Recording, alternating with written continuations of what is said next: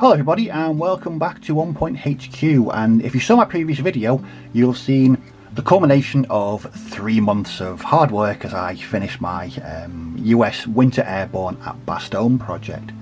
Now, what do you do when you've spent 3 months working on a bolt action project? Well, if you're me, you start another one, and that's exactly what I've done. So what I thought I'd do in this video is show you what the new project is, the bits and pieces I'm going to be using, and the plans for it. So in doing the previous airborne project, what really appealed to me through doing that was kit bashing and converting every single figure. It was challenging, but it was fun. And as I mentioned in that video, it's left me with a completely unique and sort of individual army with figures that nobody else will have, and that, again, I mentioned it in that video, that really appeals to me. So with this project I'm doing the same. I'm going to be kit bashing and converting every single figure. So after spending so long painting snow and ice and winter camouflage, I fancied a change. So I decided to go back to the jungles for this new project.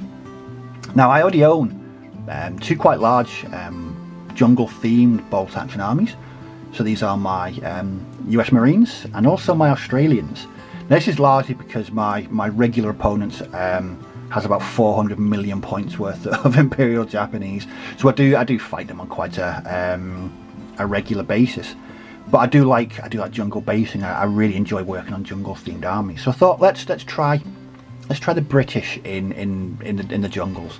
So looking through the Armies of Great Britain army book, I came across the Burma list. Now, this sounded ideal. It's a good solid theatre selector, but it would also allow me to paint them up in jungle colours, throw in some really detailed, funky jungle basing, and there'd be another opponent for my friend's Japanese. So that's what I decided to do. Now, the problem was I didn't know what figures I was going to use. There was 2 options. There was this, which is the British 8th Army starter box, set in sort of North Africa, so they've got short sleeves and shorts. But many troops who fought in North Africa were shipped over to Burma and the Far East, so I would have retained some of that uniform, including the shorts. Now, the second option was to use this, which was the British and Canadian box. I've been looking for an excuse to use this for a while, because I've been waiting quite a long time for it to come out. And so having sat down and looked at them, I thought, well, why not just combine them? Yeah, it's a bit of a kit bashing journey, so that's what I decided to do. So what I thought I'd do is just show you exactly what I mean. I've also finished them, and I'll show you them in a little bit. So this is the sprue for the 8th Army. As you can see, we can see that they're all in shorts, and I've got short sleeves. And you get a good selection of weapons. You get rifles, you get submachine guns, you get a Bren anti-tank rifle, and a small mortar, a 2-inch mortar. But I thought having all the guys in shorts wouldn't be realistic. A lot of moving forward, a lot of the troops are wearing sort of standard long trousers, and so this brings me on to this, which is the new British and Canadian sprue. As you can see, long trousers, traditional British uniform there, but they've all got long sleeves, which again wouldn't really appeal in the jungle. So I thought, why not combine the 2 and see if that works? And it does, and I'm very happy. I've used other bits and pieces as well. So this is from the British, the Commonwealth infantry box. As you can see, the reason for this, I used this initially to build my SAS last year, but they've got some slouch hats which work really well with these bodies. So I've completed my first sort of test section to see if they went together well and how they painted up. So let's have a look at this. So this is the test section. As you can see, the bits and pieces have gone together really well. So the majority of them have got trousers on, and I've added short-sleeved arms from the 8th Army starter box. Got 2 chaps there at the back in shorts, and what I'm tending to do is if they've got shorts on, they get long sleeves just to give them a bit of sort of distinction away from the rest of the section. Plus it allows me to kit bash a bit more as well. But as a sort of test of concept type thing, very happy with these. I think it works really well.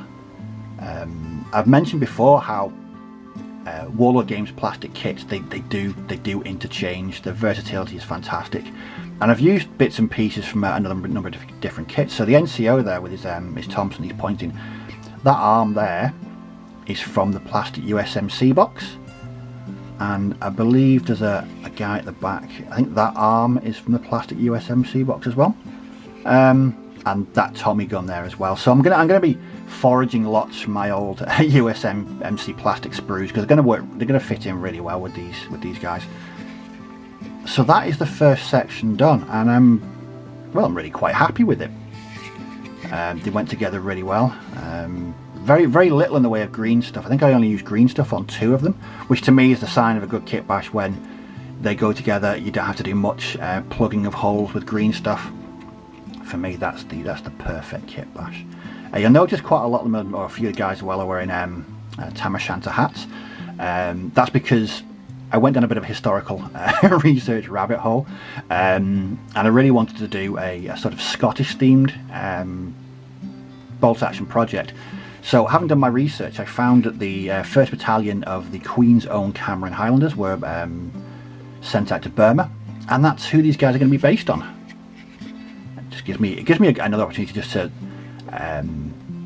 use different headwear, different hats. Got a mix of slouch hats, helmets, the Tams on the guys there, and it doesn't have to just stay with the foot sloggers.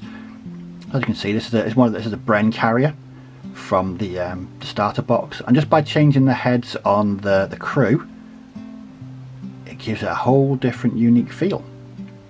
So I'm looking forward to making some more of these. Really nice kit to put together.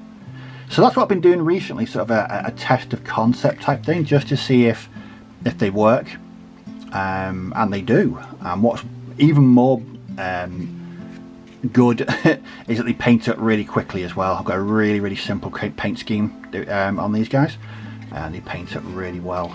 So hopefully it's not going to be 3 months with this one. It's going to be a lot sooner to have this to completion. Well, that's what I've been up to. I'm going to make a couple more videos on this moving forward, just show exactly what I've been up to, and just to see the project grow over the coming weeks and months. So there we are. If you've got any comments or questions about this, or bolt action, or gaming, or kit bashing in general, just leave them down below, and I'll certainly respond to all comments and questions. But as always, thanks for watching, do take care, may dice roll well, and I'll catch you all in the next video. So bye bye for now.